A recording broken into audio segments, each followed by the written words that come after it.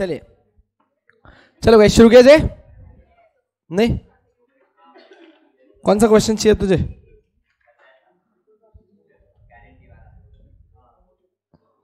Guarantee वाला question क्या था तेरा क्वेश्चन, वापस बोल दे।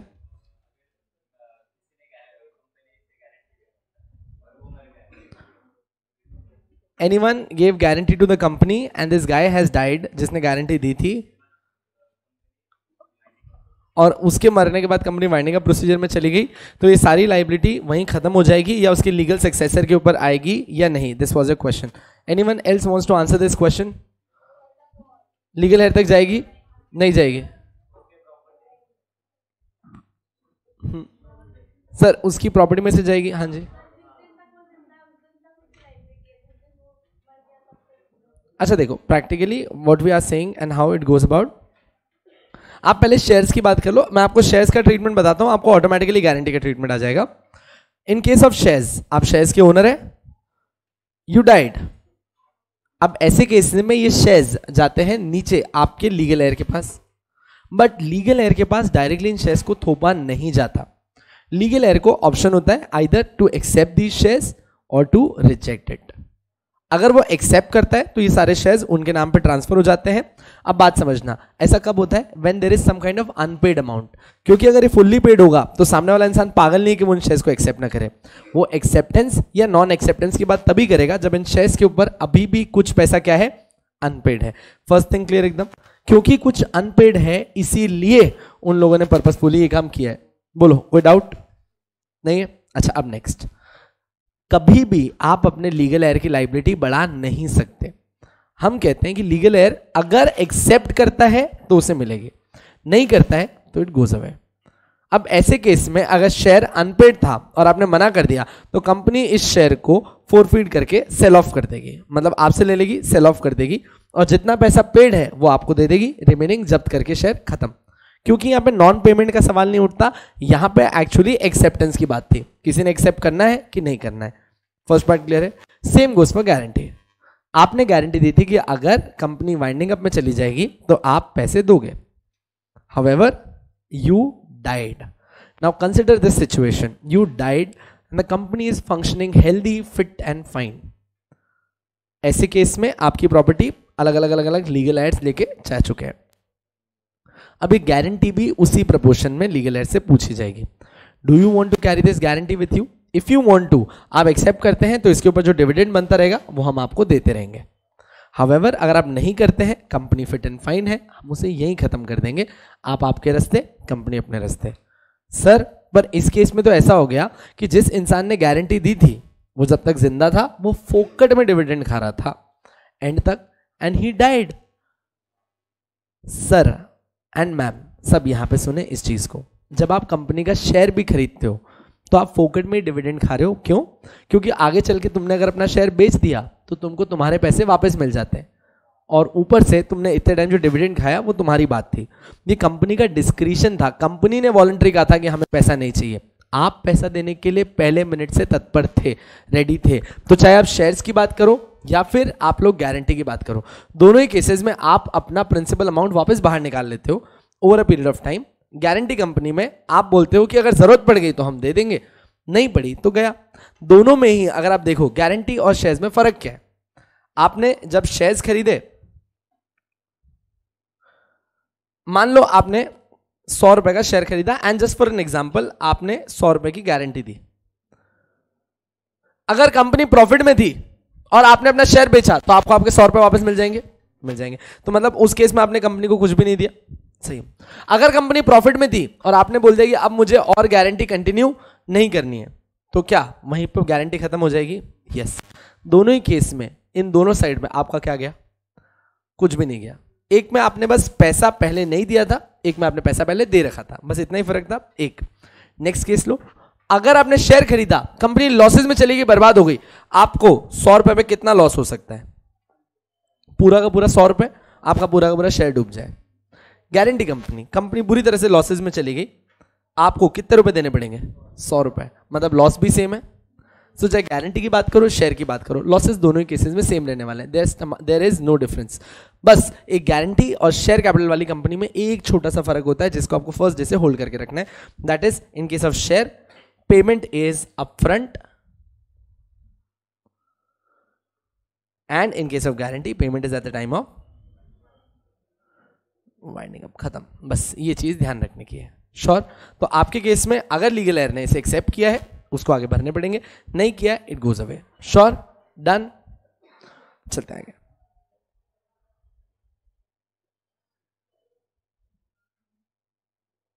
अब अपन पढ़ने जा रहे हैं आज, अच्छा लास्ट अपन ने स्टेप्स ऑफ इनकॉर्पोरेशन डिस्कस किए थे, प्रिविलेजेस डिस्कस कर ली थी, किसी को कोई डाउट नहीं उसमें?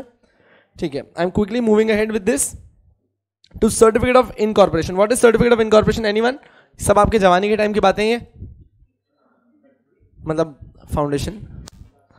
हाँ, जैसे ही आप लोगों ने अपनी पूरी की पूरी फॉर्मेलिटीज फॉर इनकॉर्पोरेशन कंप्लीट कर ली, द आरओसी सेज और the ROC issues a certificate of incorporation. Can I say that the date mentioned on the certificate of incorporation is the date when the company comes into existence. Sure? So all the documents are complete and the ROC is satisfied that all the requirements have been complied with by the company. The ROC shall register the MOA and AOA of the company and shall also issue a certificate of incorporation in the name of the company. Now ROC issues certificate of incorporation of companies in electronic form. अब COI electronic form में भी आता है. Now note, during the last 7-8 years MCA has taken many steps to make convenient for incorporating a company via e-mode, and even a company can be formed in 24 hours by using the above method for for formation of a company. कौन सा वाला above method? Spice 32. Spice 32 का approval एक दिन में भी आ सकता है, पर ये सिर्फ कहने में अच्छा लगता है, आता नहीं है। आप चाहे एक बार विकास सर से भी डिस्कस करना, नहीं आता इतना जल्दी। क्यों? आपने डेन भी उसी में अप्लाई कर दिया, आपने सब कुछ कर दिया। अब एक दिन में इनकॉर्पोरेशन स्पाइस 32 में कब पॉसिबल है? जब आपने बाकी सारी फॉर्मेलिटीज पहले ही कर रखी हो, नेम रिजर्व्ड, एमओए रजिस्टर्ड, सब कुछ कर रखा है, इसके अंदर सिर्फ फाइलिंग करके एक पोथा बना के आपने फाइल किया, तब एक दिन में हो सकता है। इसीलिए ये जो 24 आवर्स वाला सपना है वो आज भी सिर्फ एक सपना ही है, जो एक्चुअली पॉसिबल नहीं है करना। Sure enough? Let's go ahead. Allotment of CIN। जैसे ही आप लोग इनकॉर्पोरेट हो जाते हैं, the ROC gives you a distinctive identification number. That distinctive identification number is nothing but your corporate identification number, जो आपको बाकी सारी कॉर्पोरेट से अलग करता है। CIN की खासियत यह है कि कंपनी जो भी ट्रांजैक्शन करेगी वहां पे उसका CIN कंपल्सरीली मेंशन होगा। अगर उसका CIN मेंशन नहीं है, वो डॉक्यूमेंट कंपनी का नहीं माना जाएगा। Sure enough? तो CIN मेंशन करना इज वेरी इंपॉर्टेंट। चलिए next up, the registrar of company also allots CIN in the certificate of incorporation. Such CIN shall be distinct and unique identity for each registered company. अच्छा देखो, CIN है ना, alphanumerical units है। अब इसमें इसकी अलग अलग डिजिट्स अलग अलग काम करती हैं। फ्रंट टू बता रही भाई लिस्टेड है कि अनलिस्टेड है, उसके बाद उसका registered office of the state, उसके बाद कौन सी टाइप की कंपनी है, लाइबिलिटी क्या है उसकी, उसके ऊपर आपका CIN बनता है। अपना पार्ट नहीं, कमिल लॉ का पार्ट है, आपको बताएंगे सर, बहुत डिटेल में बताएंगे इसके ऊपर, बट मैं सिर्फ एक बात बता रहा हूँ, CIN में अलग अलग नंबर्स अलग अलग पार्ट प्ले करते हैं। तो हमेशा याद रखना, इन केस ऑफ नेम चेंज, अगर आप पब्लिक से प्राइवेट जा रहे हो, आपकी लाइबिलिटी चेंज कर रहे हो, आपका रजिस्टर्ड ऑफिस चेंज कर रहे हो, आपका लिस्टिंग स्टेटस चेंज कर रहे हो, आपका CIN भी आपके साथ चेंज होता है। एकदम श्योर है? अगर आप नोटिस करो तो CIN के जो फ्रंट डिजिट्स है उसमें 01, 02 वो आपके लिस्टेड अनलिस्टेड होने का स्टेटस बताते रहेंगे। तो ऐसे करके जब जब आप चेंज करोगे तो फ्रंट नंबर जो होते हैं ना, वो सिर्फ दो के बीच में रिवॉल्व करते हैं, listed unlisted, registered office of state उसका कोड, ऐसे करके चलता है। ईयर ऑफ इनकॉर्पोरेशन, उस पर बन गया आपका पूरा CIN। जब कभी भी आप कोई चेंज लाते हो तो उसमें एक माइनर चेंज होता है जो आपके उस नंबर से रिलेटेड होता है, बाकी नंबर कांस्टेंट भी रह सकता है। बस इसमें आपको एक मेजर चीज समझाने की है जो आपने हमेशा याद रखनी है, दैट एंटायर CIN चेंज नहीं होता है, सिर्फ जो बदलाव आप लाए हो उसी की वजह से CIN चेंज हो जाता है। देयर आफ्टर आप अपना नया वाला CIN कोड करते हैं। ऑफिस ले जाइए, ऑफिस ले जाइए, थैंक यू। देयर आफ्टर आप अपना ऑफिस वाला ऑफिस बोल रहा हूँ, नया वाला CIN कैरी करते हैं। ठीक है एकदम। चलो, इफेक्ट ऑफ रजिस्ट्रेशन क्या है, प्लीज इसके ऊपर BBIMPNS डाल दीजिए। What is effect of incorporation? The company is to be treated as a separate legal entity, distinct from its members. It has the power to acquire movable properties, to acquire immovable property, to sell off movable property, to sell off immovable property, to file a case against someone and someone else can file a case against us. That means company की definition जो मैंने आपके सामने बोली थी पहले, वही इसने इफेक्ट ऑफ रजिस्ट्रेशन सेक्शन 9 के अंदर आपको बताई है. सो सिर्फ एक रीड दे दीजिए, nothing important. Once you are incorporated you are to be treated as separate legal entity.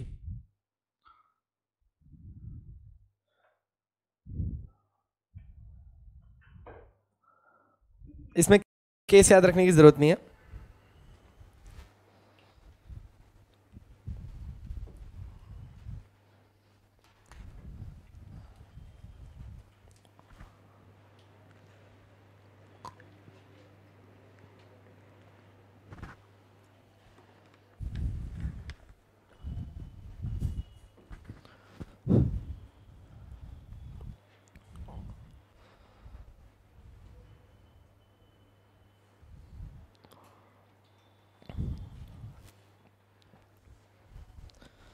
हो गया. चलिए next is commencement of business. अच्छा, अब मैंने कमेंसमेंट ऑफ बिजनेस में कुछ बदलाव हैं, कुछ चेंजेस हैं जो मैं आपको बताता हूँ. इसकी स्टोरी पहले समझेगा. अगर आप इसमें ध्यान से देखो तो मैंने इसमें डाला है new section inserted by 10A. ठीक है, न्यू सेक्शन 10A लिखा है. Why I mention 10A? क्योंकि 10A से पहले certificate of commencement of business compulsory नहीं था. तो अब शुरुआत से अभी तक समझना है क्या हुआ. सबसे पहले जो अपन कंपनी एक्ट 1956 की बात करते थे, तब जब कभी भी एक कंपनी इनकॉर्पोरेट होती थी, अगर वो प्राइवेट कंपनी है तो कंपनी इनकॉर्पोरेट होते ही नेक्स्ट डे से अपना काम स्टार्ट कर सकती थी, अपना बिजनेस स्टार्ट कर सकती थी. हाउएवर कंपनीज एक्ट अगर आप 2013 की बात करो, वो जब आया तो उसने क्या बोला कि भाई फर्क क्या है. 1956 में कहा जाता था प्राइवेट कंपनी बनते ही काम स्टार्ट कर सकती है. हाउएवर एक public company after incorporation also can not start working. It had to wait for what? उन्हें अपने साथ कुछ और डॉक्यूमेंटेशंस करने होते थे, आरओसी के साथ कुछ और डॉक्यूमेंटेशन करने होते थे, जिसके बाद आरओसी आपको COCB इशू करता था, जिसे आप बुलाते थे certificate of commencement of business. So earlier we used to say that every public company before starting their work require certificate of commencement of business. जब उनसे पूछा गया इसका लॉजिक क्या है कि आप क्यों certificate of commencement of business मंगवाते हैं उनसे, तो रीजन दिया जाता था क्योंकि ये एक बार में पब्लिक के साथ डील कर रहे हैं तो हम और स्क्रूटनी करते हैं और चेकिंग करते हैं, कुछ और कंप्लायंसेस करवाते हैं, जिसकी वजह से COCB कंपलसरी होता है. एकदम ठीक है सर. और कंप्लायंसेस और चीजें क्या होती थी, आपसे एफिडेविट पे कुछ और गारंटी लेना, पब्लिक के सारे डिस्क्लोजर्स हो गए कि नहीं हो गए वो देखना, ऑब्जेक्ट के हिसाब से बिजनेस वैसा का वैसा चल रहा है वो देखना, जो आपने लोन्स एंड फंड्स लाने के लिए बोल रहे थे वो सच में आए कि नहीं आए वो सारी चीजें देखना. इन सबको आप एडिशनल डॉक्यूमेंटेशन बोलते थे COCB लेने से पहले. अब कंपनीज एक्ट 2013 बोला कि आप बात समझो, अपने को हर चीज फास्ट करने गए, पब्लिक कंपनी का कमेंसमेंट ऑफ बिजनेस क्यों डिले कर रहे हो? एक काम करो, COCB का प्रोविजन डिलीट कर दो. And the provision of COCB was deleted from your companies act, which stated that now any public company or private company once receives certificate of incorporation can directly start working. Direct start कर सकते हैं. However, ये करने के बाद हमें वापस से वही एरर आना चालू हुए जहां से हम शुरुआत में ये सेक्शन लाए थे, यानी कि पब्लिक कंपनी क्योंकि ग्रेटर स्टेक होल्ड करती थी, ग्रेटर पब्लिक इंटरेस्ट होल्ड करती थी, जैसे ही आपने COCB हटाया हमने कुछ फ्रॉड्स, करप्शन एंड स्कैम्स वापस सामने आते हुए देखे. हेंस अपन लोगों ने वापस से अभी रिसेंटली सेक्शन 10A ऐड किया है. कभी भी देखना आप जब 10A ऐसे ऐड करते हो ना, ये इंसर्शंस होते हैं, जबकि मेजर सेक्शन 8, 9, 10, 11 ये पहले से चलते हुए सेक्शंस होते हैं. कोई इंसर्शन होता है ना, वो सब क्लॉजेस की तरह आता है. तो ये न्यू सेक्शन इंसर्ट किया इन लोगों ने 10A के फॉर्म में, जिसने वापस से वही पहले वाली कंडीशन ला के खड़ी कर दी कि आप लोगों को एक पब्लिक कंपनी को इनकॉर्पोरेशन के बाद एक डिक्लेरेशन देना पड़ेगा. इनकॉर्पोरेशन के बाद एक डिक्लेरेशन देना पड़ेगा. डिक्लेरेशन किसका होगा? Of commencement of business. बस अब इन लोगों ने इसको तेज करने के लिए, पहले क्या होता था COCB मिलने में टाइम लगता था, अब इस काम को तेज करने के लिए इन लोगों ने डिक्लेरेशन इशू करने के लिए मैक्सिमम टाइम दे दिया 180 डेज. मतलब कि अब एक पब्लिक कंपनी जैसे ही इनकॉर्पोरेट हो जाती है उसको विद इन 180 डेज अपनी सारी रिमेनिंग फाइल्स एंड डॉक्यूमेंट करके एक डिक्लेरेशन इशू करना होगा that we are ready to function as a public company within maximum 180 days from the date of incorporation. This is your new section, section 10A. 50% of the section is clear. 51 read करके clear कर लेते हैं. आ जाए. Inserted by companies amendment ordinance 2019. मतलब समझ रहे हो कितना रीसेंट अमेंडमेंट है. commencement of business declarations, a company having share capital which is formed alter the commencement of this ordinance, that is 2nd November 2018, will be required to give declaration of commencement of business. Now who shall give this declaration? The said declaration is to be given by the director of the company in INC 20A. इस form को याद रखना है अपन ने. Company के directors ये declaration देंगे किसमें? INC 20A के अंदर. टाइम लिमिट क्या है? The said declaration to be given within 180 days from the date of incorporation. दोस्तों देखो, कभी कभार है ना, तुम सिर्फ नंबर ऑफ डेज मेंशन करते हो. डेज का इंसेप्शन मैटर करता है. क्यों? क्योंकि एग्जाम में तुमको डायरेक्ट क्वेश्चन नहीं आएगा. अगर तुम्हें डेज का इंसेप्शन का मतलब क्या, कहां से डेज की गिनती शुरू करनी है. अब देखो, अभी मैं आपको बोल दूं ना दैट इनकॉर्पोरेशन ऑफ 1 जनवरी को हुआ था, गिनो ऐसे 180 डेज कब होगा. अब होगा क्या, तुम्हारा नेक्स्ट डाउट आएगा 1 जनवरी गिनना है कि नहीं गिनना, लास्ट वाला डे गिनना है या नहीं गिनना, या फिर 180 डेज शुरू कहां से होते हैं आपको यही नहीं पता. हमने डे काउंट का स्टार्ट, डे काउंट का एंड, डे स्टार्ट कहां से हो रहा है, ये सारी चीजें बड़ी मेजरली याद रखनी है एसबीसी के अंदर. क्यों? क्योंकि इनने केस बनाना है तो वो तुमको यहां घुमा सकते हैं कि नंबर ऑफ डेज काउंट करो. बहुत टाइम से ऐसे क्वेश्चंस नहीं आए. सर ऐसे क्वेश्चंस आते भी हैं क्या? बिल्कुल आते हैं. आप अगर कंपनी लॉ का पेपर देखोगे तो उसमें एग्जामिनर का फेवरेट क्वेश्चन है, notice to members for AGM was sent on this day, the next day was a holiday, the courier will reach by this time, this meeting will be happened at this time, calculate this notice is valid or not. अब तुमको 21 clear days की definition सिखाई गई होगी notice में. 21 clear days means date of sending not included, 2 days of courier not included, 1 day of meeting not included, 21 days in hand, that means 25 days पहले notice भेजते हो तब 21 क्लियर दिन का नोटिस बनता है. ऐसा तुमको कंपनी लॉ में सिखाया होगा, जस्ट इन केस फाउंडेशन याद हो तो. अब ये वाला टाइम था तुमने जब ये सीख लिया, तो अब तुम्हारे पास स्ट्रेट जैकेट फॉर्मूला आ गया कि 21 दिन का क्लियर नोटिस देने के लिए 25 दिन पहले नोटिस भेज देने का, 21 दिन का नोटिस बनेगा आपका. ये फॉर्मूला है, हमेशा याद रखने का. वैसे ही एसबीईसी के अंदर भी आपको याद रखना पड़ेगा. अब हमेशा एक चीज याद रखना, एसबीईसी में जब भी मैं बोलूं 180 days from the date of incorporation, date of incorporation को मत गिनना. मतलब कि जो डेट ऑफ इनकॉर्पोरेशन उसको नहीं गिनना, उसके नेक्स्ट डे से तुम्हारा पहला दिन स्टार्ट होता है. So if I say 1 January is the incorporation date, 2 से 180 डेज गिनना, 2 से 180 डेज गिनना, और यहां से स्ट्रेट जैकेट 180 दिन गिन लो. सही है? पक्का? कोई डाउट नहीं? चले आ जाते हैं. So it says the said declaration to be given within 180 days from the date of incorporation. Inception date कौन सी हो गई? Date of incorporation. इंसेप्शन मतलब कहां से गिनती शुरू करूं, डेट ऑफ इनकॉर्पोरेशन से. आ जाइए, इफेक्ट ऑफ डिक्लेरेशन क्या है? Declaration to be given before commencing any business और एक्सरसाइजिंग एनी बोरोइंग पावर. ना तुम इस कमेंसमेंट देने से पहले कुछ बोरो कर पाओगे और ना ही तुम कोई बिजनेस शुरू कर पाओगे. तुमने रुकना पड़ेगा जब तक ये डिक्लेरेशन नहीं आता. सर ऐसा क्यों?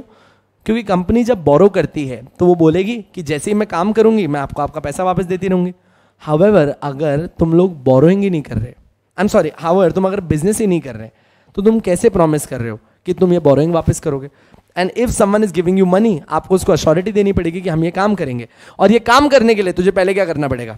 डिक्लेरेशन देना पड़ेगा. सो ना तू बोरो कर ना तू काम कर, पहले क्या कर? डिक्लेरेशन दे. सर ये डिक्लेरेशन है क्या? ये डिक्लेरेशन आपकी तरफ से आता है that the company is competent to start it functioning as a public company. जैसे ये डिक्लेरेशन आता है आपको एक फाइनल COCB मिल जाता है ROC की तरफ से, जिसको आप बुलाते हो certificate of commencement of business. देखें, the said declaration shall also state the subscribers of memorandum have paid the value of the shares he has agreed to take. Now this is very important. ये बात हमेशा याद रखना कि जो आपके initial subscribers होते हैं उनका पेमेंट अनपेड नहीं रह सकता. जो आपके इनिशियल सब्सक्राइबर्स हैं उनका पेमेंट अनपेड नहीं रह सकता. सर तो इसका मतलब हुआ कि विद इन 180 डेज सब्सक्राइबर्स को अपना पूरा पेमेंट करना है, अदर वे राउंड आप इसको बोल सकते हो. क्योंकि जैसे ही सब्सक्राइबर्स का फुल पेमेंट आएगा उसी के बाद हम इसको बनने देंगे. सर इसका कोई रीजन दे सकते हो कि ऐसा क्यों है कि सब्सक्राइबर्स का पेमेंट आ ही जाना चाहिए? सब्सक्राइबर्स का नाम हमेशा आपके एमओए में लिखा जाता है. कल अगर उन लोग का कोई नॉन पेमेंट रह गया तो तुम उनके शेयर्स फोरफीड करने की बात करोगे. फोरफीड करोगे तो तुम्हारे नंबर ऑफ सब्सक्राइबर्स चेंज हो जाएंगे. नंबर ऑफ सब्सक्राइबर चेंज हुए तो तुम्हारी बिजनेस की कंटिन्यूटी पे प्रॉब्लम आएगी. हेंस पहले ही बोल दिया कि चाचा तुम अपने सारे पैसे सामने रखो ताकि तुम्हारे जाने का कोई भी रीजन नहीं बने. अब मैं इसको एक नेक्स्ट लेवल पे लेके जा रहा हूं. यहीं पे ये चीज आपकी कंपनी लॉ में भी काम आएगी. सुनना, I am a subscriber of XYZ company. They induced me by a fraud and I paid the money to them. Later on, I discovered that the entire money they took from me was out of fraud. Today, I have come down in front of the court that I do not wish to continue as a subscriber of this company and I just want to leave it. However, the opposite party says that once you become a subscriber, your name cannot be altered from the subscribers clause, the basic thing which we have learned till now. So what should I do? एक तो free फोकट ने मेरा पैसा ले गए, fraud बोला मेरे साथ, नहीं रहना मेरे को, क्या करें? सर एक चीज याद रख लो, आप एक बार सब्सक्राइबर बन गए ना, आपने सब्सक्राइबर तो रहना ही है. कॉम्पनसेशन के नाम पे ना जितना तुमने सब्सक्रिप्शन का पैसा दिया वो सारा कंपनी तुम्हें वापस देगी, पर फिर भी तुम क्या रहोगे? मेरे सब्सक्राइबर तो रहोगे. तुमसे कितने का फ्रॉड हुआ? 1 लाख रुपए का शेयर्स थे, 1 लाख वापस पकड़ो, पर तुमको यहां पे हमारा सब्सक्राइबर रहना पड़ेगा. क्यों? क्योंकि ये बिजनेस कंटिन्यूटी के लिए बहुत जरूरी है. जो मैंने आपको perpetual succession professor L C. Grover की बात कही थी, members may come, members may go, but the company goes on forever. उसी चीज में जब आप कंपनी को फॉर एवर बोलना चाह रहे हो, so company can only be closed by the order of law and not by the lack of subscribers. उनकी कंटिन्यूटी बढ़ाने के लिए आपने काम किया है. श्योर? पक्का? बढ़ते हैं. Penalty on contravention. अच्छा, कितने दिन का टाइम है इस सेक्शन को फॉलो करने के लिए? 180 डेज. सेक्शन कौन सा है? 10A. सेक्शन 10A के अंदर क्या होता है? Declaration of commencement of business. कौन देता है declaration of commencement of business? Director देता है. कितने दिन में? 180 डेज. सेक्शन कौन सा है? 10A. चलो. On contravention of the above provision of the company shall be liable to pay penalty of 50,000. अच्छा, अब देखो, एक चीज आपने समझनी है, मैं आपको 2 वर्ड सिखाने जा रहा हूं. Whenever I say that the company is liable to pay penalty and whenever I say the officer in default is liable to pay penalty, these are 2 different things. ये दोनों पनिशमेंट साथ में भी आ सकती है. जब कभी मैं बोलूं that the company is liable to pay, I am trying to say that the company will pay out of their profits. पर जब कभी भी मैं आपके सामने ऐसा बोलूं that officer in default is going to pay, मतलब the director out of their pocket are going to pay. फर्क समझ में आ रहा है? जाहिर सी बात है कि कंपनी के खिलाफ जब भी मैं पनिशमेंट बोलूंगा, मैं कभी भी इंप्रिजनमेंट वर्ड यूज नहीं करूंगा, because company is a separate legal entity which is an artificial person. An artificial person can not be sent to jail. Hence company सिर्फ मॉनेटरी फाइन्स अपने ऊपर लेगी. However officer in default monetary fine के साथ jail भी लेके जाएगा. Sure है?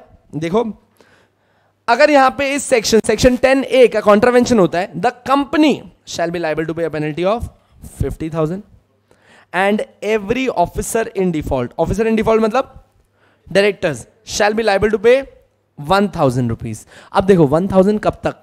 For each day till the default continues. अब बात समझो, 180 दिन हो गए, 181st डे से आपके ऊपर हजार फाइन लगता रहेगा. श्योर इनफ है? सब्जेक्ट टू द, अरे ऐसा भी तो हो सकता है वो नालायक लोग हैं, नहीं मान रहे, चलता है, एक दिन तो तुम कोई 10,000 करोड़ का फाइल बना दोगे. बेटर क्या है? मैक्सिमम अमाउंट दे दो, 1,000 रुपए पर डे, पर ये लोग 100 दिन का इंतजार करेंगे आपके. इसीलिए मैक्सिमम 1 लाख तक का पर डायरेक्टर के ऊपर फाइन बन सकता है, 100,000 करके. श्योर है? सर उसके बाद क्या? ये नक्टे मान नहीं रहे, कंपनी का नाम स्ट्रक ऑफ कर दो. कंपनी का नाम क्या कर दो? Struck of. स्ट्रक ऑफ का मतलब क्या होता है? रजिस्टर ऑफ मेंबर्स में जाने का और मेंबर, ये कंपनी का नाम कट कर देने का. श्योर है? सर इसमें सब्सक्राइबर्स के पैसे भी लुट गए, जिन लोगों ने ईमानदारी से पैसा दिया था, उनका क्या? जितने लोगों के पैसे लुटे हैं उनको ये directors, the officer in default, personally पे करेंगे.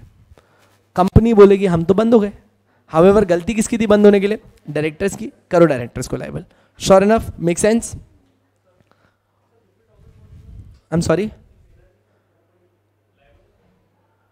मैं आपकी बात नहीं समझा. हाँ, कंपनी अपने प्रॉफिट्स में से कंपनी. अच्छा देखो, मतलब इस पूरी पिक्चर को ना एक और नया टेंजेंट देता हूं. Company is a separate legal entity, ठीक है एकदम. मान लो for an example that 2 directors of yours were responsible, जिनको ये पेमेंट डिक्लेरेशन देना था. सारे डायरेक्टर्स तो देंगे नहीं, 2 लोग रेस्पॉन्सिबल थे. इन लोगों ने नहीं दिया. उसी टाइम पे आपने इन डायरेक्टर्स को भी निकाल दिया था जॉब से. They are no more a part of it. हम बोलते हैं कि सेक्शन 180 2 पेनल्टी लाएगा. एक तो कंपनी अपने प्रॉफिट में से 50,000 रुपए कम करेगी और इनको देगी, और सेकंड डायरेक्टर्स पर डे 1,000 रुपए का फाइन चलाएंगे. अब बात समझो, ये सेक्शन बोल रहा है मैंने तुमसे ले लिया, बात खत्म. अब कंपनी कह रही है मेरी क्या गलती, मैं तो आर्टिफिशियल पर्सन हूं, काम तो डायरेक्टर्स ही करते हैं, आप करो डायरेक्टर्स के ऊपर केस, आप करो डायरेक्टर, आप मतलब कौन, कंपनी करेगी केस किसके ऊपर, डायरेक्टर्स के ऊपर जो ऑफिसर इन डिफॉल्ट है, और रिकवर करेगी जितना भी उन लोगों ने पे किया है। पर सेक्शन 10A बोल रहा है, मेरा काम है क्या कि तुम दोनों के बीच में क्या चल रहा है, मेरा काम था पेनल्टी रिसीव करना कंपनी से भी और डायरेक्टर से भी, मैंने कर लिया, आई लेफ्ट। अगर कंपनी ये प्रूव कर सकती है कि डायरेक्टर ने मिसफीसेंस मतलब ब्रीच ऑफ ट्रस्ट किया है, तो ऐसे केस में आप डायरेक्टर से पैसा रिसीव कर सकते हो। हाउएवर अगर डायरेक्टर्स प्रूव करते हैं कि ये बड़ी बोनाफाइड मिस्टेक थी विच दे ट्राइड टू कर्ब, या फिर उन्होंने इसे सही करने की कोशिश करी, ट्राई किया पर नहीं हुआ, तो ऐसे केस में लायबिलिटी किसकी रह जाएगी, कंपनी की ही रह जाएगी। सर ऐसा किया जा सकता है क्या, बिल्कुल किया जा सकता है। फॉर एन एग्जाम्पल, आपने अपने सारे डायरेक्टर्स को इंडिया के बाहर भेज दिया था, एंटर करते ही बाहर भेज दिया था फॉर सम रिसर्च पर्पस, और उनकी जगह यहाँ पे ऑल्टरनेट डायरेक्टर बिठा रखे थे, and the alternate directors weren't aware कि उन्होंने क्या करना चाहिए था। ऐसे केस के अंदर कंपनी के ऊपर जब फाइन आया तो डायरेक्टर्स ने बोला हमारी नहीं, कंपनी की गलती है। क्यों, क्योंकि आप ही ने रेजोल्यूशन पास करके यहाँ पे ऑल्टरनेट डायरेक्टर बिठाए थे, ऑल्टरनेट डायरेक्टर बोल रहा है हमको पता ही नहीं था। ऐसे कंफ्यूजन में कंपनी अपने ऊपर फाइन बेयर करती है और सारे डायरेक्टर्स बोलते हैं कि हम वो 1000 रुपये वाला फाइन भर देंगे पर डे के हिसाब से। श्योर, ठीक है। आ जाओ, पावर ऑफ रजिस्ट्रार। रजिस्ट्रार का पावर क्या है, अच्छा क्या पावर होगा, क्या इनका नाम हटाया भी जा सकता है क्या लिस्ट से। If the company does not file the declaration with in 180 days of commencement and registrar has reasons to believe that the company does not carry on any business or operation, he can initiate the removal of the name of the company. removal of the name के नीचे डाल दो striking off, striking off। sure, done, बोलो कोई doubt नहीं। चलिए next, अब आप पढ़ने जा रहे हो पब्लिक कंपनी। अच्छा पब्लिक कंपनी आप लोगों ने पहले ही बहुत बार पढ़ा हुआ है, ठीक है, तो ये जल्दी से खत्म करते हैं इसको। कितने मेंबर्स चाहिए मिनिमम, 7, मैक्सिमम कितने भी जा सकते हैं as per the authorise capital. Yes, कोई मिनिमम कैपिटल जरूरी है क्या, कोई मिनिमम कैपिटल जरूरी नहीं है। देख लीजिए, public company means a company which is not a private company and has a minimum paid up share capital as may be prescribed of 5 lakh rupees or such higher amount as may be prescribed। अच्छा अब उसके नीचे डाल दो deleted bye, ये पहले हुआ करता था 5 लाख का, but deleted bye amendment bill, deleted bye amendment bill dated 27th May 2015, dated 27th May 2015, deleted by amendment bill dated 2015। Sir तो आपने क्यों डाला है, नीचे अगर आप नोट पढ़ेंगे तो नोट में मैंने क्लैरिफिकेशन दिया है, there is no minimum paid up capital requirement in case of public as well as private company. वो सिर्फ ऊपर आपके एक बार नॉलेज के लिए कि पहले क्या होता था वो बताने के लिए डाला है, not important now. Provided that a company which is a subsidiary of a company not being a private company, एक second, now try to understand what they are trying to say। एक कंपनी है जो subsidiary है, और किसकी subsidiary है, not being a private company, shall also deem to be a public company। so if I am a public company, you are a private company, I take over your possession और I take over your management। मैं public हूं, आप private है, however क्योंकि आप मेरी subsidiary हैं automatically इनको भी क्या बोला जाएगा, पब्लिक कंपनी ही बोला जाएगा। So subsidiary of a public company shall always be deemed to be a public company. अच्छा अब यहां पे एक क्वेश्चन है मेरे लिए जो आपने नहीं पूछा पर मैं ही पूछ लेता हूं। Sir that private company still wishes to continue as a private company, they are saying no we do not want to work as a public company, then exactly अब हम क्या कहते हैं, ये बोलते हैं कि ठीक है you can still continue to function as a as a private company, आपको कोई चेंज करने की जरूरत नहीं है, but however in the eyes of law you shall be treated as a public company except the minimum number of members वाला requirement, आपको भी सारी पब्लिक कंपनी जैसी फाइलिंग करनी ही पड़ेगी। हाँ आप अपना काम कैसे कंटिन्यू करो, प्राइवेट कंपनी कैसे ही करो, किसी को शेयर्स मत दो, कुछ भी मत करो, आप वैसे ही चलते रहो। श्योर इनफ, अच्छा ठीक है। Now this one homework question for you, जो आपने करना है मुझे बताना है। A private company is a holding now of a public company. सोच के देखना, एक प्राइवेट कंपनी ने पब्लिक कंपनी को कर लिया है, तो आप बोलोगे it is deemed to be a public private company, जो भी, हाँ ठीक है कोई बात नहीं, हाँ, जो भी होगा मुझे कल बताना, ठीक है। जिनको विकास सर ने बता दिया है वो ताला बंद रखें। आई am a private company, I acquired a public company, ठीक है। Now the question comes, what is the status of my subsidiary? मुझे नहीं पता, कल बताना, ठीक है? लॉजिक चाहिए इसका, क्यों? ठीक है, और कल मुझे याद दिलाना है एक क्वेश्चन याद से। चलो, shall be deemed to be a public company for the purpose of this act even where such subsidiary company continues to be a private company in its articles. You can continue to be a private company in your articles, बस आपके ऊपर public वाले compliances आ गए हैं अब। Sure? चलो please note पढ़ लीजिए और इसके नीचे वाला डायग्राम देख लो। I am not going to tell you this, ये ऑलरेडी डन है।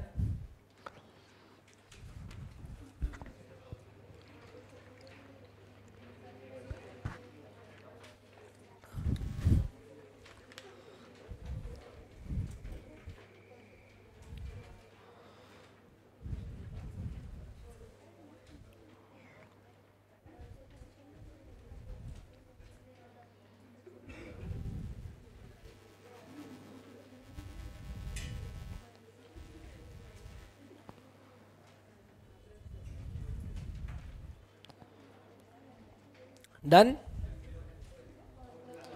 फर्दर पब्लिक, कोई बात, अच्छा गाइस उसमें नीचे लिखा है इनवाइट्स पब्लिक बाय आईपीओ और एफपीओ। आईपीओ होता है इनिशियल पब्लिक ऑफरिंग, और वही वाले शेयर्स जो आपने एक बार इशू कर दिए उन्हें आगे फिर से उसी टाइप के और इशू किए जाएं, उसे बोलते हैं फर्दर पब्लिक ऑफरिंग, उसे कहा जाता है एफपीओ। ठीक है, डाउट नहीं? डाउट तो नहीं?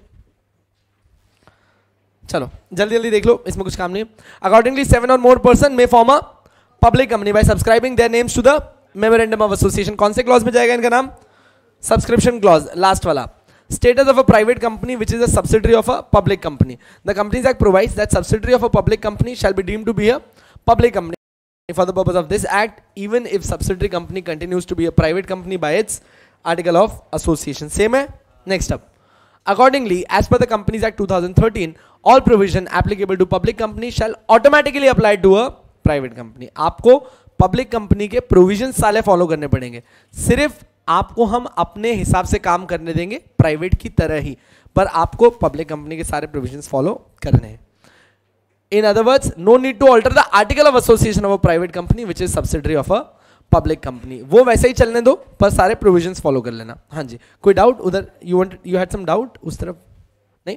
चलिए, note, minimum and maximum number of directors, come on, there should be at least 7 persons to form a public company. अच्छा, मैक्सिमम नंबर ऑफ मेंबर्स पे कोई लिमिट है क्या? नहीं है। डायरेक्टर्स मैक्सिमम कितने चाहिए? मैक्सिमम बोला, कितने बोले गए एक्ट में? 15। मिनिमम 3, प्राइवेट के केस में 2, ओबीसी के केस में 1। थैंक यू सो मच, मेरा आंसर पहले था। Incorporation of a public company.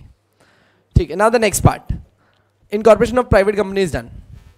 Sure है? कोई डाउट तो नहीं है इसमें? पक्का? बढ़ा दूं आगे? चलिए, let's start. We go down to incorporation of public companies and now some steps. अच्छा देखो, अब यहां पे ना आपको कुछ नई चीज सिखानी है। यहां पे ना मैंने बहुत सारी नई चीजें ऐड की जो आपके मॉड्यूल में भी पार्ट फॉर्म नहीं करती है, तो अपने को सीखना जरूरी है, प्लीज इधर ध्यान देना। सबसे पहले जो अपन डाल रहे हैं वो है अप्रूविंग अथॉरिटी। जाहिर सी बात है, यहां पे 2 तरीके की अप्रूविंग अथॉरिटीज होंगी। This is not a step, this is first telling you कि आप किसके सामने इनकॉर्पोरेशन करने जा रहे हो। तो सबसे बड़ी अप्रूविंग अथॉरिटी आपकी registrar of company, that is your ROC. Are we sure with now? Right, the first part is ROC, but next up, next followed, क्या बोल रहा है ये बोल रहा है एक तो अप्रूविंग अथॉरिटी है रजिस्ट्रार ऑफ कंपनीज और दूसरी है आरबीआई। पर बेटा आरबीआई के आगे ब्रैकेट में डाल दो ऑप्शनल। आरबीआई के आगे ब्रैकेट में डालो ऑप्शनल। ऑलवेज रिमेंबर कि यहां पे जब आरबीआई की बात करूंगा, मतलब कि रिजर्व बैंक ऑफ इंडिया की बात करूंगा, तो वो सिर्फ तब पिक्चर में आता है जब कोई बाहर की कंपनी यहां आ रही है। जब कोई बाहर की कंपनी, मतलब whenever there is some kind of foreign element included, whenever there is some kind of foreign element included, that is the time when another authority steps in and that authority is Reserve Bank of India. Sure? यहां तक ठीक है? ठीक है। अब देखो, मैं पहले जानबूझ के FIPB का अप्रूवल बता देता हूं, that is foreign investment promotion board. Sir ये FIPB क्या है? That Foreign Investment Promotion Board is a department working under RBI. FIPB is a department working under RBI. Sir ये क्या करता है? ये आपको अप्रूवल देता है अगर कोई बाहर से इधर पैसा लाना चाह रहा है, तो ये आपको अप्रूवल देता है कोई अगर बाहर से पैसा इधर लाना चाह रहा है। इसीलिए बोर्ड का फुल फॉर्म वापस पढ़ो, foreign investment promotion board, FIPB। Are we sure? कोई डाउट है क्या? नहीं है? देख लें एक बार जल्दी से, आ जाओ। देखो मैंने आगे इसके कॉमा के आगे क्या लिखा है, इफ रिक्वायर्ड, मतलब एफआईपीबी का अप्रूवल जरूरी कब होता है सर, ये आपने ऊपर क्यों लिखा है, मान लो कोई बाहर की कंपनी यहां पैसा ला रही है, मान लो कोई बाहर की कंपनी यहां पैसा ला रही है, तो बाकी सारे स्टेप फॉलो करने से पहले आपको किसका अप्रूवल लेना पड़ता है, एफआईपीबी का, हेंस मैंने इसको सबसे ऊपर लिख दिया है। इसका मतलब क्या हुआ, अगर कल वो तुमसे एक नॉर्मल पब्लिक कंपनी का इनकॉर्पोरेशन पूछ रहा है, ये पॉइंट डालने की जरूरत नहीं है, ये आप एंड में नोट डाल के डाल देंगे, note that a company who wishes to come from outside and does a foreign investment in India, उनको अपन क्या बोलते हैं, किससे अप्रूवल लो पहले, एफआईपीबी से। श्योर इनफ है। तो ये जो पॉइंट है वो सिर्फ ऑप्शनल है, कब जरूरत होती है, जब बाहर से पैसा मेरे देश में आ रहा है। Let's start. If the activities of Indian Holi own subsidiary, एक सेकेंड वापस समझना, इंडिया में क्या है ये, इंडियन होली ओन्ड सब्सिडरी, इसका मतलब क्या हुआ, इट इज इंडियन मतलब इंडिया में इनकॉर्पोरेट किए, इट इज होली ओन्ड मतलब 100% कंट्रोल बाहर वाले पर्सन का है, और ये सब्सिडरी है मतलब इसकी पेरेंट कंपनी कहीं बाहर है जिसकी सब्सिडरी यहां पे आई है। श्योर है। Now if the activities of Indian Holi own subsidiary fall under, आप जो काम कर रहे हो वो किसके अंदर आ रहा है, गवर्नमेंट अप्रूवल रूट। अब आया अपने सामने सवाल, सर ये गवर्नमेंट अप्रूवल रूट क्या है, एक, और क्या इसमें कोई मल्टीपल रूट्स होते हैं, यस 2 रूट्स। अब जो मैं लिखा रहा हूं पहले जाओ इसको एम्प्टी ब्लॉक पे लिख लो, थोड़ा सा ज्यादा है बेटा। अब जो मैं बताने जा रहा हूं ये फेमा प्रोविजन है 1999, ठीक है, फेमा एक्ट 1999 के 1999 के प्रोविजन है।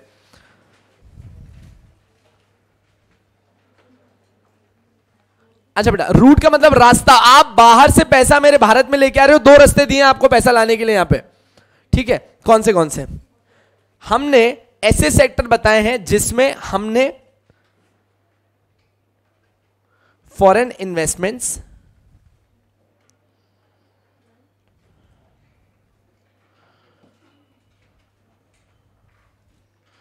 अप टू 100% अलाउड रखे, सही है। हमने ऐसी जगह भी बताई है जहां पे हमने फॉरेन इन्वेस्टमेंट 100% अलाउड रखे हैं।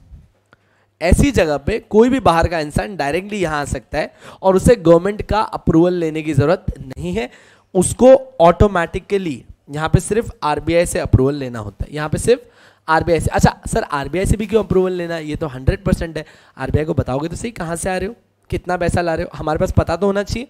तो हम क्या कहना चाह रहे हैं, ऑटोमेटिक रूट में आपको खाली आरबीआई से अप्रूवल लेना होता है एंड आप पैसा जितना चाहें उतना यहां पे ला सकते हैं, इसीलिए इसको हम लोग प्यार से बुलाते हैं ऑटोमेटिक रूट। इसी इन्वेस्टमेंट को अपन प्यार से क्या बुलाते हैं, ऑटोमेटिक रूट, सही है। फॉरेन एक्सचेंज मैनेजमेंट एक्ट 1999 आपको एक और रूट देता है जहां वो बोलता है कि इस बार जो फॉरेन इन्वेस्टमेंट आ रहा है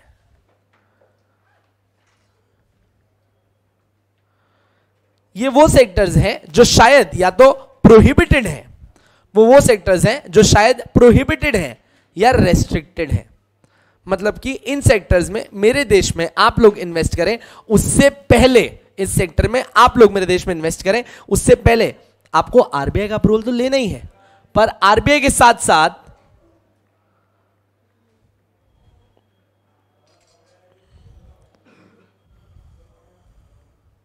गवर्नमेंट अप्रूवल भी लेना पड़ेगा, आरबीआई के साथ साथ गवर्नमेंट अप्रूवल भी लेना पड़ेगा। मतलब कि दीज आर केसेस जहां पे डायरेक्ट इन्वेस्टमेंट अलाउड नहीं है, इसीलिए आप इसको मैनुअल रूट भी बोलते हो, रादर बेटर आप इसको गवर्नमेंट रूट भी बोलते हो।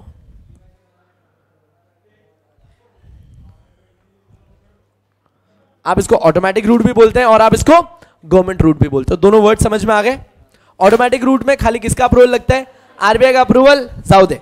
नेक्स्ट, आप लोग कोई ऐसी जगह पे आ रहे हो जहां पे इन्वेस्टमेंट डायरेक्टली अलाउड नहीं है, पहले किसका अप्रूवल लग रहा है, आरबीआई, और साथ साथ में गवर्नमेंट की परमिशन लेनी पड़ेगी, हेंस उस रूट को क्या बोला जाता है, गवर्नमेंट रूट बोला जाता है, सही है। आ जाओ इधर, इसने देखा इसने क्या बोला, if the activities of Indian wholly owned subsidiary fall under government approval route. Now you know what is government approval route. Then the approval of FIPB has to be obtained. अब एक सेकेंड बात समझना, हम ये मान रहे हैं that this has fallen under government route, मतलब तुम गवर्नमेंट का अप्रूवल ले चुके हो, और साथ साथ में मैंने क्या कहा था, आरबीआई का भी लेना है, तो आरबीआई में किसके पास जाओगे, FIPB के पास जाओगे। श्योर एनफ, याद रहेगा? श्योर श्योर श्योर, बोलो कोई डाउट नहीं? ठीक है, अभी तक आप क्या बात कर रहे थे? रजिस्टरिंग अथॉरिटीज दो हैं, कौन सी? ROC, RBI. आरबीआई कब पिक्चर में आता है? फॉरेन एंटिटी यहां आ रही है तभी आरबीआई पिक्चर में आता है। अच्छा, अगर आप लोग मेरे देश के अंदर इन्वेस्टमेंट लेके आ रहे हो, मतलब कि इन्वेस्टमेंट कैसे ला रहे हो? यहां पे खुद की होली ओन सब्सिडरी बना रहे हो, कौन से एरिया में? जहां पे गवर्नमेंट अप्रूवल लेना पड़ेगा। तो आपको गवर्नमेंट अप्रूवल के साथ साथ किसका अप्रूवल लेना पड़ता है? आरबीआई में FIPB का अप्रूवल लेना पड़ेगा। However, you are an Indian company incorporated in India, the shareholders are Indian and the object is working in India. Do we require approval from FIPB? The answer is no. Everything goes Indian. Hence कोई requirement नहीं है FIPB का. Hence यहाँ पे अपन ने ये word use किया है if required. Sure? Now starts with the next part. Obtain DSC. अच्छा, मैं आपको चाहता हूं कि आप लोग दो चीजें समझ लें. मैं जो स्टेप्स बता रहा हूं आप उसकी प्लीज क्रोनोलॉजी समझिए. आपके पास डायरेक्टर्स होने चाहिए और डायरेक्टर्स के पास डीएससी होना चाहिए. एक मिनट सुनना, आपके पास डायरेक्टर्स होने चाहिए और डायरेक्टर्स के पास डीएससी होना चाहिए, और डायरेक्टर्स को डायरेक्टर बनना है तो उनके पास डीएससी होना चाहिए. वहां पे सुनना पूरी बात. आपके पास डायरेक्टर होने चाहिए और डायरेक्टर्स के पास डीएससी होना चाहिए, पर अगर डायरेक्टर्स को डायरेक्टर्स बनना है तो उनके पास डीएससी होना चाहिए, क्योंकि वो अपना कंसेंट कैसे देंगे? आपके डायरेक्टर बनने के लिए उनके पास डिजिटल सिग्नेचर होना चाहिए पहले. अगर उनके पास डिजिटल सिग्नेचर नहीं है तो वो तुम्हारे डायरेक्टर्स नहीं बन सकते. एक सेकंड, मेरी बात खत्म नहीं हुई है. Let's do this again. आपको क्या चाहिए? डायरेक्टर्स, और डायरेक्टर्स के पास क्या होना चाहिए? डीएससी. पर किसी को डायरेक्टर बनना है तो उसके पास डीएससी होना चाहिए, और अगर आपको डायरेक्टर बनना है तो आपका डिन भी होना चाहिए. सही बात है. तो अब मैंने आपके सामने बहुत सारी चीजें रख दी है जिसमें आपको समझ में आया कि आपके पास डायरेक्टर्स होने चाहिए, पर डायरेक्टर को डायरेक्टर बनने के लिए उसके पास डीएससी होना चाहिए, पर डीएससी के साथ साथ उसके पास डिन होना चाहिए. इसलिए सेकंड और थर्ड में अगर आप देखो तो अपन ने डीएससी और डिन डाला है. एकदम सही है, डीएससी और डिन. क्यों डाला समझ में आ गया क्या? चलेगा. Obtaining digital signature certificate. अच्छा, इसमें ना आपको I just had a word with sir, क्योंकि इसमें बहुत चेंजेस आए हैं अभी, तो sir is going to tell you many changes. अपने इसका पार्ट भी नहीं है वो DSC. Please, digital signature certificate में आजकल वेरिफिकेशंस का वर्जन बहुत बढ़ गया है. आपको वीडियो रिकॉर्ड करना पड़ता है अपना. ऐसे रिकॉर्ड करते हैं जैसे for an example Vikas sir wants a DSC, so I Vikas Vora अपना नंबर बताएंगे, application number has applied for digital signature certificate. Camera के सामने बोलना पड़ेगा. ऐसा क्यों करना पड़ रहा है? कोई फेक आइडेंटिटी ट्रेसेस ना आए. तो डीएससी की सिक्योरिटी लेवल्स और बढ़ा दिए गए हैं और वीडियो वेरिफिकेशन ऐड कर दिया गया है डीएससी के अंदर. Sure enough? Good out. Digital signature certificates are the digital equivalent, that is an electronic format of physical or paper certificate. तो मतलब जैसा आपका एक नॉर्मल पेपर सर्टिफिकेट या पेपर साइन हो सकता था, वैसे ही अब आपके पास क्या आ गए? डिजिटल सर्टिफिकेट्स आ गए. अच्छा, एक सेकेंड, डिजिटल सिग्नेचर क्यों मैंडेटरी किया गया? क्योंकि हम लोग चाह रहे हैं कि इंडिया के अंदर अब एमसीए ई फॉर्मेट पे शिफ्ट कर रहा है आपको, और ई फॉर्मेट में फॉर्म्स एंड फाइलिंग साइन करने के लिए आप लोग क्या करोगे? अपने डिजिटल सिग्नेचर्स का यूज करोगे. एकदम ठीक. DSC is required to sign any electronic document like forms.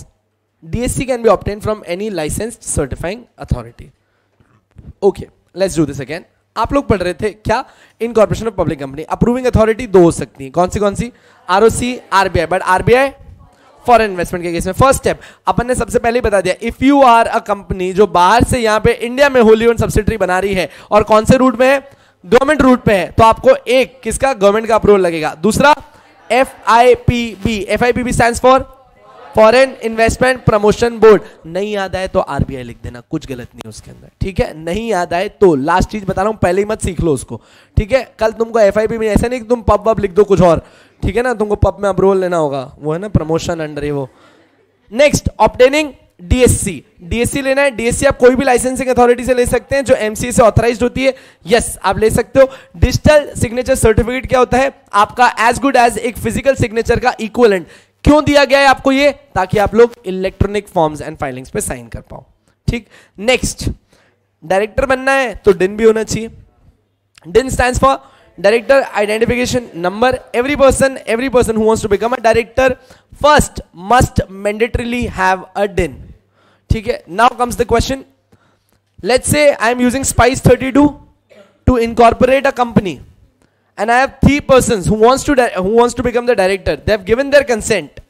However, they do not have DIN. So can I file Spice 32 or not? Those who say yes can raise their hands. Those who say no can raise their hands. 5 lunges. Biceps. क्या बोल रहा है मुझे वहां से? YES. Yes, that's the best word you have used. But मैं यहाँ पे कहना क्या चाह रहा था, मेरा क्वेश्चन समझे आप पहले. मैं कहना चाह रहा हूं that a company is using Spice 32 to incorporate a company. They have 3 directors who are willing to become their directors. They have given their consent.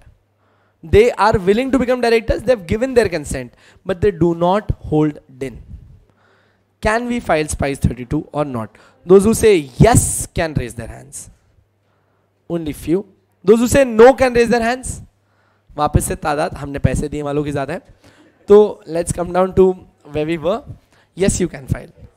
Because आपको स्पाइस 32 में ही मैंने बताया था कि आप 3 दिन तक अप्लाई कर सकते हो. दिन नहीं बोल रहा हूं, दिन बोल रहा हूं, प्लीज ध्यान दीजिएगा. इनका भरोसा नहीं है. प्लीज देखें. Philip spice 32 can apply for DIN of maximum 3 directors. You can apply. एक ही फॉर्म में डिन भी अप्लाई किया जा सकता है. ठीक है.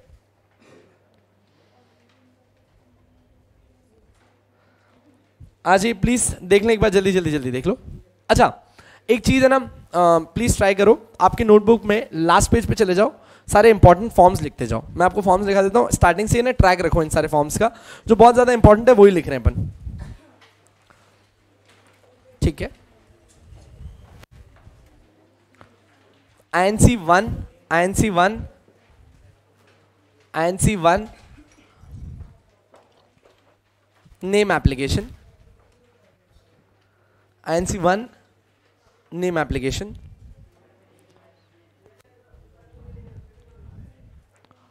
ठीक है. 2 फॉर्म्स जो आपको सिखाए थे, फॉर्म 2 मत लिखना, 2 फॉर्म्स जो आपको सिखाए थे. INC 29, INC 29, Spice 32, INC 29 and Spice 32 integrated forms for incorporation. Integrated form for incorporation.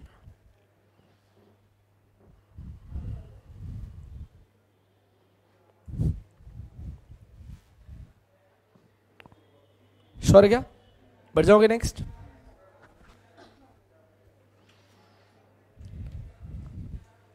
INC 22, INC 22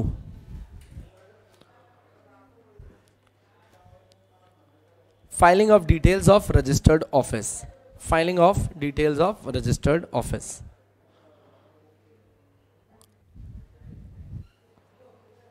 Filing of details of registered office. Sure है क्या? INC 22 हो गया. INC 20A, INC 20A अभी अभी बताया था. INC 20A किस लिए था?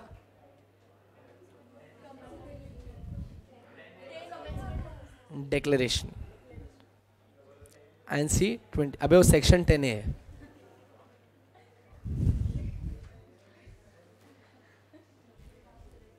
अच्छा एक सेकेंड, एक मिनट रुक जाओ. एक फॉर्म पहले लिखो, MGT 14, MGT 14.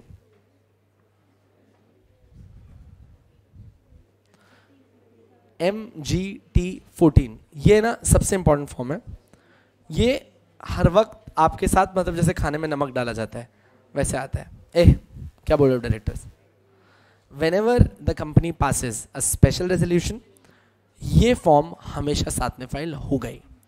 So MGT 14 is filed whenever the company has passed a special resolution.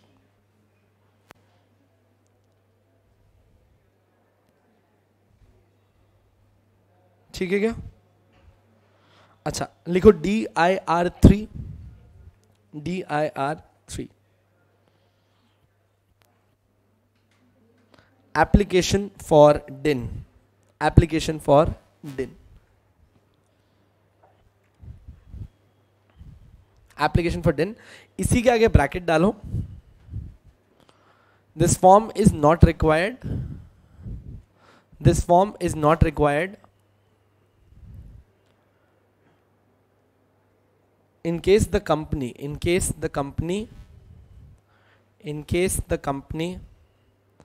opts for SPICE 32. In case the company opts for SPICE 32. Make sense? चलो ठीक है. एज एंड व्हेन अभी और जब आते जाएंगे अपन साथ साथ में मेंशन करते जाते हैं. एक बार जो मेजर फॉर्म्स है जो याद रखने थे वही हैं. ठीक है, आ जाओ प्लीज. एक मिनट. खत्म नहीं हुआ, छुट्टी नहीं दी मैंने. एक सेकेंड, वापस से. अपन पढ़ रहे थे इनकॉर्पोरेशन ऑफ पब्लिक कंपनी. जब आप बात कर रहे थे इनकॉर्पोरेशन ऑफ पब्लिक कंपनी की, उसके अंदर सबसे पहले अप्रूविंग अथॉरिटी कौन? ROCN, RBI. फर्स्ट स्टेप, अगर आप बाहर से आ रहे हैं तो RBI. कौन सा, किसका अप्रूवल RBI में? FIPB. सालों को एक बार RBI का सिखा, RBI बोलने लग गए वापस से.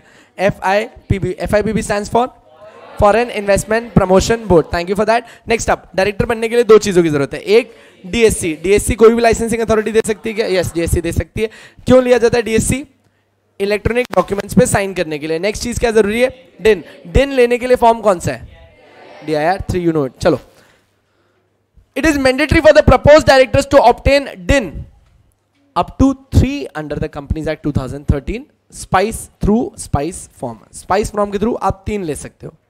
In case of existing companies, DIN can be applied electronically in DIR 3 on the website of Ministry of Corporate Affairs along with required documents and filing fees. Sure? Next up, applying for availability of name. कौन सा है देखो form? INC 1. आप अच्छा एक second, अपन run facility भी use कर सकते हैं क्या? अपन रन फैसिलिटी भी यूज कर सकते हैं, और चाहे तो INC 1 भी यूज कर सकते हैं. चाहिए तो जाके चेक कर लो. जब अपन ने लिखा था रन, उस पर अपन ने ब्रैकेट में डाला है इट्स एन ऑप्शनल वे. एक ही तरीका नहीं है, दूसरा भी है. अच्छा एक सेकेंड, रन फैसिलिटी के अंदर आप कहां जाते हो? MC के पोर्टल पे, और जाके अवेलेबिलिटी चेक करते हो. अगर नाम अवेलेबल है तो कितने नाम अप्लाई कर सकते हो? 2. अवेलेबल है तो रिजर्व कितने दिन होते हैं? 20 days. याद है क्या? ठीक है, अब इधर देखना चेंज आएगा. The foremost step in formation of a company is to apply for availability of name of the proposed company. One must comply with the naming guidelines in this regard. What are the naming guidelines? Anyone? अभी तक आ गया क्या company law में naming guidelines? सबसे पहली बात आपने बोली the name should not B. अच्छा, आप लोगों को सर ने सेक्शन 4 और सेक्शन 4.2 के ऊपर बात करी होगी. 4.1 4.2 पे आएंगे सर, पूरे सेक्शन डिस्कस करेंगे इस बार. 4.1 और 4.2 जो मेजर हिट करने वाले सेक्शन जिस पे आप बात करेंगे अवेलेबिलिटी ऑफ नेम की. जानने का होगा that the name should not be identical with any other existing name, either phonetically और ऐसा स्पेलिंग से मैच होता हुआ. Next, it should not be too similar जिसकी वजह से कंफ्यूजन क्रिएट हो. जैसे कि फॉर एन एग्जाम्पल टाटा है, मैंने कहा टाटा, डबल ए कर दिया. wouldn't make much difference, only and only the sound goes loud, but the name can be confused with. Reliance को रीलायंस कर दिया. ठीक है, तो अपन ने क्या बोला? ये बड़े टू रिजेंबल कर रहे हैं, आइडेंटिकल नहीं है पर रिजेंबल कर रहे हैं बहुत ज्यादा. अब नेक्स्ट अप, ये था 4.1. उसके बाद आपको आगे बताएंगे कि the name should not be any name which is prohibited under names and emblems act. ठीक है एकदम, तो उसके अंदर आ गया. उसके बाद नेक्स्ट बताया होगा should not be a name which should be offensive. एकदम ठीक है, अंडर एनी लॉ, जैसे भारत की तबाही लिमिटेड. ठीक, आप ऐसी कंपनी बना रहे हो, दिस इज नॉट अलाउड. क्यों? आप इंडिया के अंदर रह के ऐसी कंपनी बनाओगे, वुडंट बी अलाउड. ठीक है, नेक्स्ट अप, ऐसा कोई नाम नहीं होना चाहिए. There should not be any name which shows a government patronage. Modi ji संभाल लेंगे लिमिटेड. ठीक है, मोदी है तो सही है लिमिटेड, ये नहीं चलेगा. ठीक है, अब ये सारे नाम गवर्नमेंट पेट्रोनेज दिखा रहे हैं आपको. श्योर, ऐसे नाम यूज करने के लिए आपको पहले गवर्नमेंट का अप्रूवल लेना होगा. खाली लास्ट वाले पॉइंट में कह रहा हूं, अगर कोई गवर्नमेंट पेट्रोनेज वाली बात हो तो आपको गवर्नमेंट का नाम यूज करने से पहले उनसे परमिशन लेनी होती है, उसके बाद यूज कर सकते हो. तो वो है आपकी name guidelines in this regard. Form कौन सा फाइल करना है? INC 1. INC 1 has to be filed with MCA for reservation of name of the proposed company. Bracket में डाल के रख लो, the available name shall be reserved for 60 days. 60 याद रहेगा. हाँ, INC 1 में आप 6 नाम अप्लाई कर सकते हैं and the available name stays for 60 days. Sure है क्या? नेक्स्ट एकदम टाइम पास है, इतनी मेहनत नहीं करनी इसमें. अब एक सेकेंड, आपने DSC ले लिया, फिर आपने DIN ले लिया, उसके बाद आप लोगों ने नेम अवेलेबिलिटी चेक कर ली। अब next drafting of MOA and AOA. MOA सबको पता है, एओए पता है सबको, ऑलरेडी पता है, इस पर ज्यादा मेहनत नहीं करनी है। आप अपना एमओए एओए बनाओ। एमओए के अंदर कितने क्लॉजेस होते हैं? 6। NRO LCS, N name, R registered office को और क्या बोलते हैं? कभी भूलना मत इस चीज को, registered office is also known as situation clause. Registered office को एक और नाम दिया जाता है सिचुएशन क्लॉज। सर लिखने की जरूरत है क्या? नहीं, 3rd चैप्टर में डाला है मैंने, वहां जाओ वापस से। Name clause, registered office clause, NRO object, C L S. थोड़ा सा तुम्हारा फॉर्मेटिंग चेंज करो ना, कैसे फटफट फटफट गिरते हैं नीचे। चलेगा, आ जाइए, यहां तक कोई डाउट नहीं। ये सारे के सारे आपके क्लॉजेज हैं एमओए के अंदर जो होते हैं। वैसे ही ड्राफ्ट कर लीजिए एमओए और एओए, जल्दी रीड कर लो, इसके अंदर कुछ भी नहीं है। Registered clause is also known as situation clause.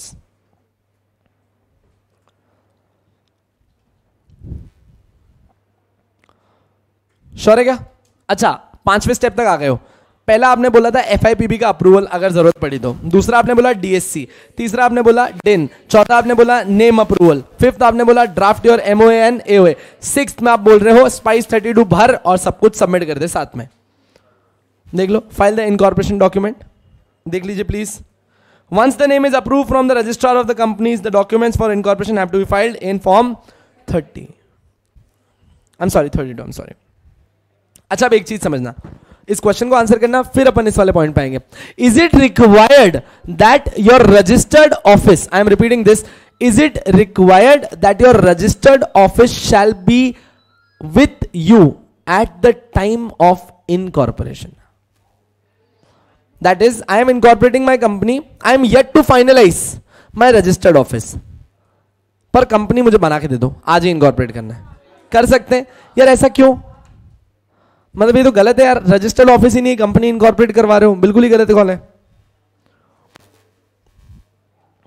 Any idea as to why? अच्छा एक बात बताओ, तुम्हारा रजिस्टर्ड ऑफिस का एड्रेस तो तुमने लिखना ही नहीं था एमओए में। एमओए के अंदर जो सेकंड है that is your registered office clause, उसमें मेंशन करना होता है सिर्फ तुमको तुम्हारी कंपनी किस स्टेट में आने वाली है, एड्रेस नहीं। हेंस इनकॉर्पोरेशन के डॉक्यूमेंट में कुछ भी मिसिंग नहीं है, तो आपकी कंपनी तो इनकॉर्पोरेट हो सकती है even if you do not have a physical registered office. However, इसको थोड़ा सा नेक्स्ट लेवल पे लेके जाते हैं। We do understand that registered office होना बहुत जरूरी है। सो अब मैं जो खाली आपको एक लाइन बना रहा हूं, वो लाइन देखेंगे आप ध्यान से। From the date of incorporation, from the within next 30 days, within next 30 days the company should be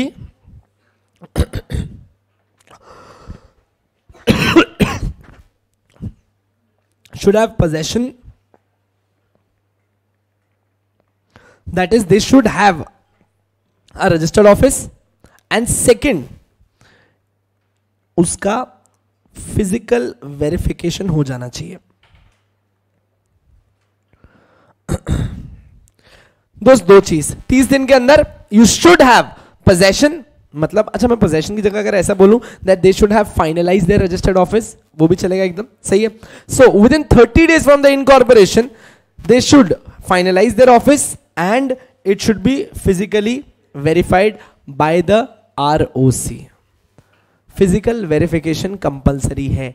sir आप ये फिजिकल वेरिफिकेशन पे इतना जोर क्यों दे रहे हो? क्योंकि पहले बोला जाता with in 30 days finalisation plus verification जरूरी है, पर अब इन लोगों ने एक नया वर्ड यूज किया है फिजिकल वेरिफिकेशन, मतलब खुद पूरा फिजिकली चेक किया जाता है। सर ऐसा क्यों किया गया है कि बहुत बार आप लोग हुक्स कंपनीज क्रिएट करते हो जिनके रजिस्टर्ड ऑफिस एग्जिस्ट ही नहीं करते हैं, आप बस एक एग्रीमेंट भेज देते हो, बेचारा आरओसी मान लेता है।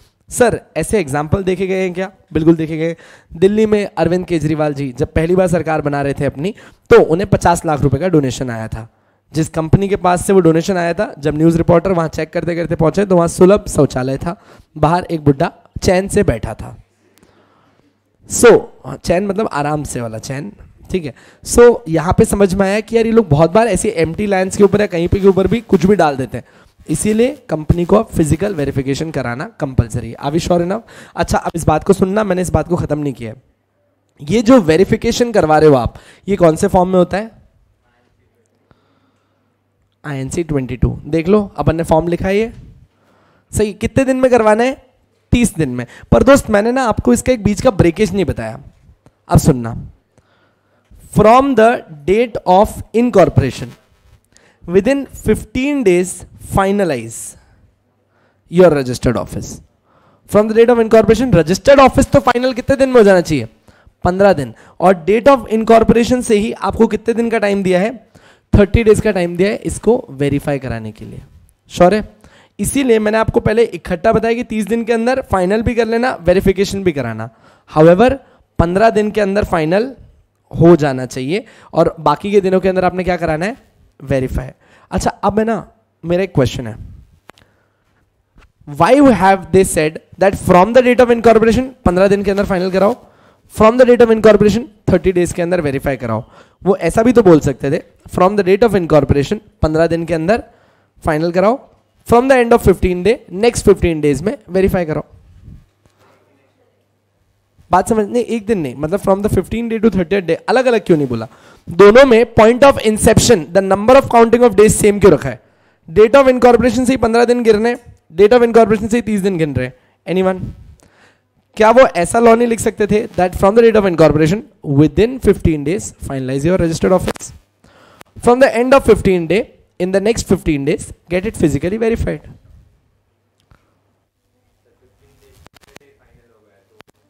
Do you get it? हाँ जी, सैटरडे संडे की बात ही नहीं है। मान लो कि मैंने इनकॉर्पोरेशन के नेक्स्ट डे ही मेरा ऑफिस फाइनल कर दिया, ऐसे केस में मेरे को 15 दिन रुकना पड़ेगा। अगर मैं अभी नई वाली चीज जो पूछी वो बोलूं तो रुको 15 दिन, उसके बाद INC 22 फाइल करना और वेरिफिकेशन कराना।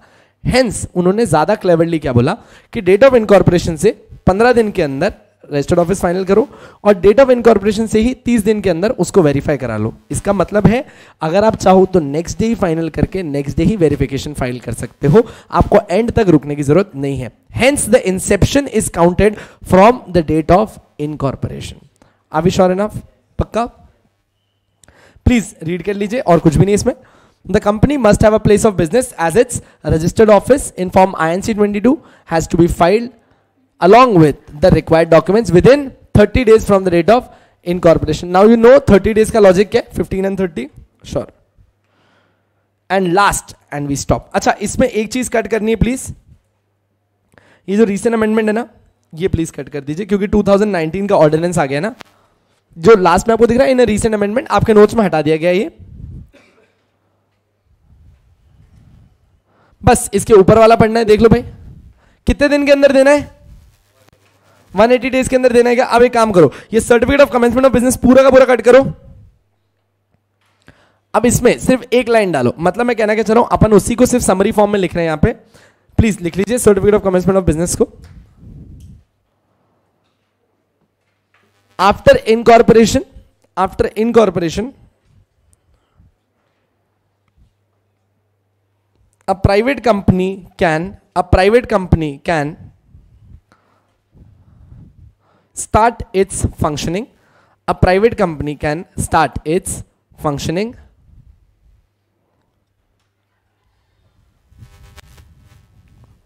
however public companies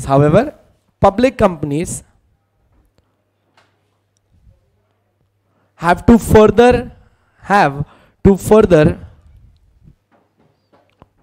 further give a declaration. Public company further have to give a declaration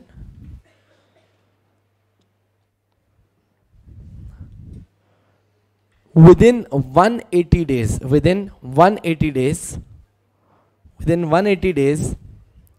from the DOI, within 180 days from the DOI, comma, also stating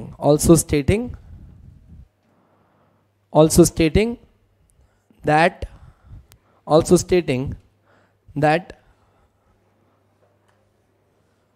there is no amount pending from the subscribers. There is no amount pending from the subscribers. Stop, line change करना, एक line छोड़ो, next line पे आना। Stop, एक line छोड़ो, next line पाइएगा, ROC issues certificate of incorporation. एकदम ठीक है। अच्छा, अब यहाँ पे क्या है ना, मैं ROC issues certificate of incorporation जो आपको बताया वो यहाँ पे क्यों लिखा है मैंने, आपने यहाँ पे देखो विदिन 30 डेज ऑफ इनकॉर्पोरेशन में अपन ने कहीं पे भी इनकॉर्पोरेशन वर्ड यूज नहीं किया था, तो क्या करना, ये वाला जो स्टेप है वो सीओसीबी के पहले लिखना, ये वाला जो स्टेप है वो सीओसीबी के पहले लिखना। मतलब कि जैसे ही आप लोगों ने सब कुछ कर लिया, इनकॉर्पोरेशन डॉक्यूमेंट भर दिए, 6th के बाद what I want from you is, ये जो फाइलिंग ऑफ इनकॉर्पोरेशन डॉक्यूमेंट है ना फॉर्म 32 के बाद, इसके बाद एक लाइन लिखना that ROC issues certificate of incorporation. उसके बाद आप अपना रजिस्टर्ड ऑफिस भी फाइनल कर सकते हैं, उसके बाद आप लोग सीओसी भी देते हैं। सही बात है सर, तो अपन ने इसको पहले क्यों नहीं लिखा? ऐसा भी तो हो सकता है कि आप लोगों का रजिस्टर्ड ऑफिस ऑलरेडी फाइनल था, ये पॉइंट ही नहीं आता, इसीलिए मैंने इसको आंसर फॉर्म में ऐसे बताया। पर आप लोग जब अपना फाइनल वर्कशीट बना रहे हो उसके अंदर एंड में लास्ट में लिख रहे लो that ROC issues certificate of incorporation, और ये स्टेप आपको कब लिखना है? सीओसीबी और इसके पहले 180 डेज वाले प्रोविजन के, सॉरी 7th और 8th पॉइंट के पहले आपको लिखना है इशूज इनकॉर्पोरेशन। श्योर? बोलो। नहीं, 6th के बाद बस लिख दो। आपका 6th पॉइंट है फॉर्म 32 भरना है, 7th में लिखना है if everything is fine ROC issues incorporation, post which for those companies who have not held their registered office finalized INC 22 file करिए, और पब्लिक कंपनीज COCB के लिए डिक्लेरेशन फाइल करिए। श्योर है? पक्का समझ में आ गया? किसी को doubt about the formation? Done? चलेगा, चलो I shall stop over here and we are done for the day. Lecture बैठने के लिए बहुत बहुत धन्यवाद। उम्मीद करता हूँ लेक्चर अच्छा रहा आपका। जय हिंद, जय महाराष्ट्र।